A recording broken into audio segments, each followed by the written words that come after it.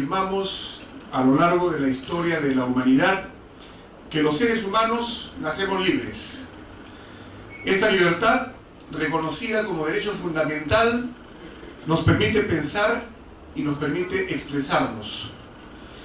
Y cuando la expresión debe ser respecto a temas que no solamente le conciernen al ser humano como individuo, sino como ser social que convive con sus pares en una comunidad, la democracia reconoce el voto como el principal instrumento por el que el ser individual libre expresa su pensamiento, expresa su decisión respecto de temas que importan a toda la colectividad. Por tanto, el voto y su suma constituyen expresión fidedigna y representativa de la participación ciudadana en los asuntos públicos. La participación de los ciudadanos en las grandes decisiones constituye no solo un derecho, sino también un deber moral. Entonces la pregunta está en si ese deber moral tiene que traducirse necesariamente en un deber o una obligación legal.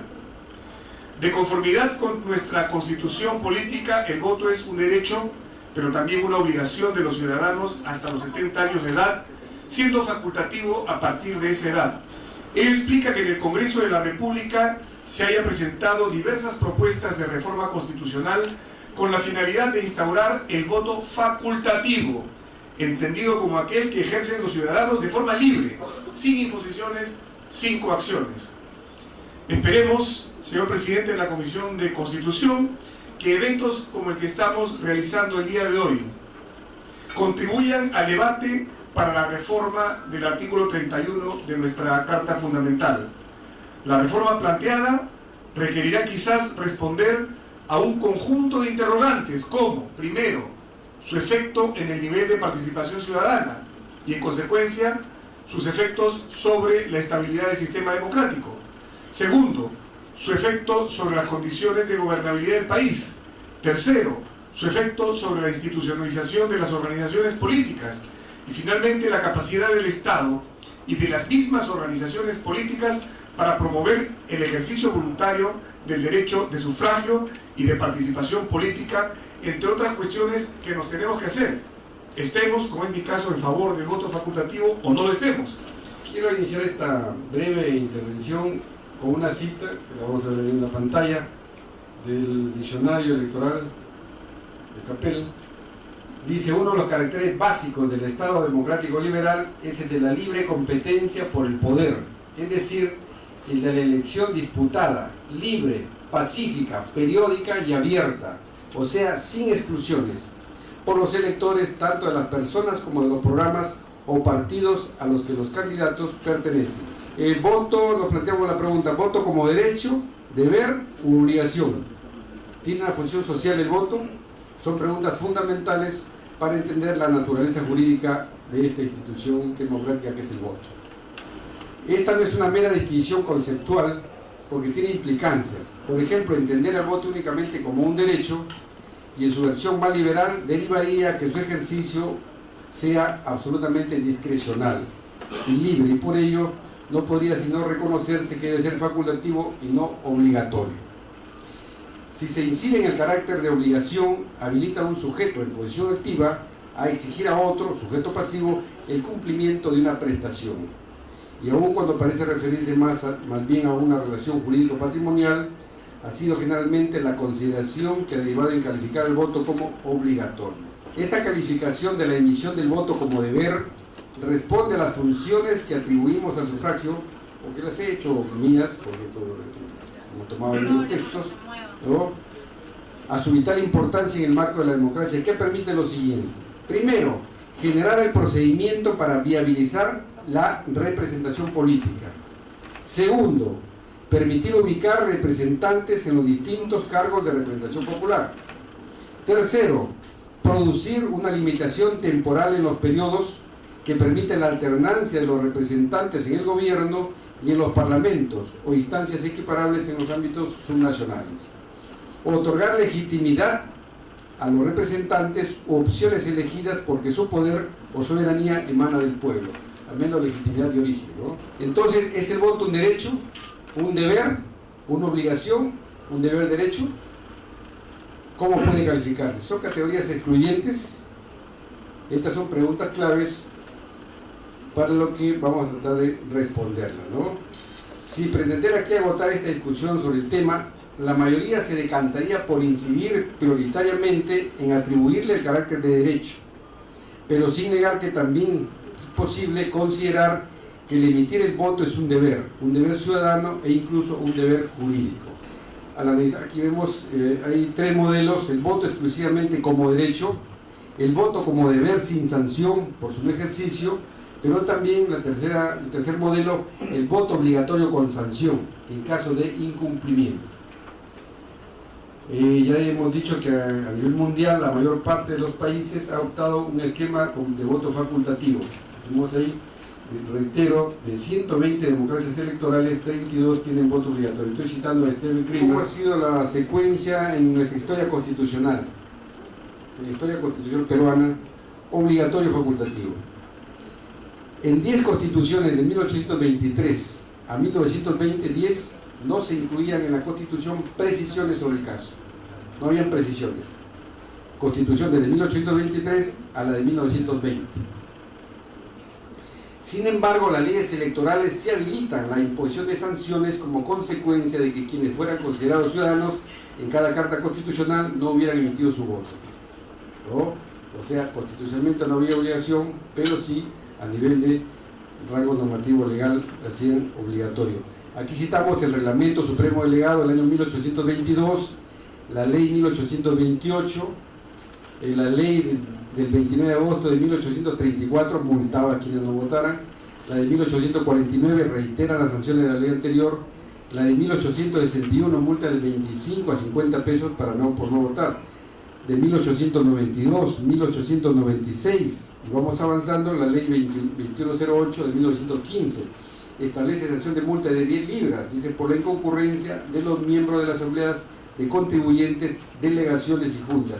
Y llegamos al famoso Estatuto Electoral, Decreto Ley 7177 del año 1931, que crea el Jurado Nacional de Elecciones como entidad autónoma a cargo de conducir, organizar los procesos electorales. Y aquí también era obligatorio. La Constitución de 1933 consagra con rango constitucional este carácter obligatorio del voto. Ahí vemos el texto, y podríamos ampliar la parte pertinente. Dice ahí, obligatorio para la inscripción y el voto son obligatorios para los varones hasta la edad de 60 años y facultativos para los mayores de esta edad. Por su parte, la Constitución de 1979 también establece la obligatoriedad del voto, como correlato a su carácter universal, también instaurado en dicho texto constitucional, dejando atrás fórmula de exclusivo voto masculino o alfabeto. Aquí el artículo 65 de la Constitución de 1979, ¿no? Ahí se lee la parte pertinente: el voto es personal, igual, libre, secreto y obligatorio hasta los 70 años. Es facultativo después de esta edad. Ello porque se consideró que la extensión del derecho de sufragio establecida en dicha Constitución debía ir equiparada con mecanismos que garanticen una amplia participación de los nuevos electores. Actualmente, como sabemos, la Constitución de 1993 mantiene el esquema de la anterior en materia de condiciones de sufragio: personal, libre, universal, igual y obligatorio. El artículo 31, la parte pertinente nada más, la resaltamos ahí, dice: el voto es personal, igual, libre, secreto y obligatorio hasta los 70 años. Es facultativo después de esa edad. Creo que la mayoría todavía estamos debajo de esa edad, ¿no? Sí, puede constatarse entonces que en nuestro régimen constitucional actualmente vigente se califica el voto como obligatorio, además le otorga naturaleza jurídica de derecho y de deber. Las consecuencias jurídicas de no poder votar son, aparte de la sanción, algunas restricciones que son discutibles. El artículo 390 de la Ley Orgánica de Elecciones establecía que son reprimidos con pena privativa de la libertad, no mayor de 6 meses, y pena de multa no menor al 10%, más una pena accesoria de inhabilitación o la dispensa correspondiente.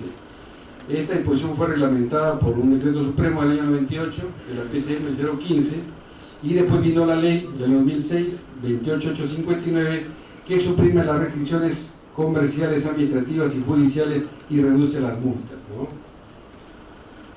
Se trata pues de una regulación que considera el voto como un deber jurídico y cuyas consecuencias jurídicas en caso de incumplimiento exceden del ámbito pecuniario y podrían derivar en restricciones que se han mencionado, que son discutibles. Veamos rápidamente argumentos a favor y en contra. Voto obligatorio versus voto facultativo.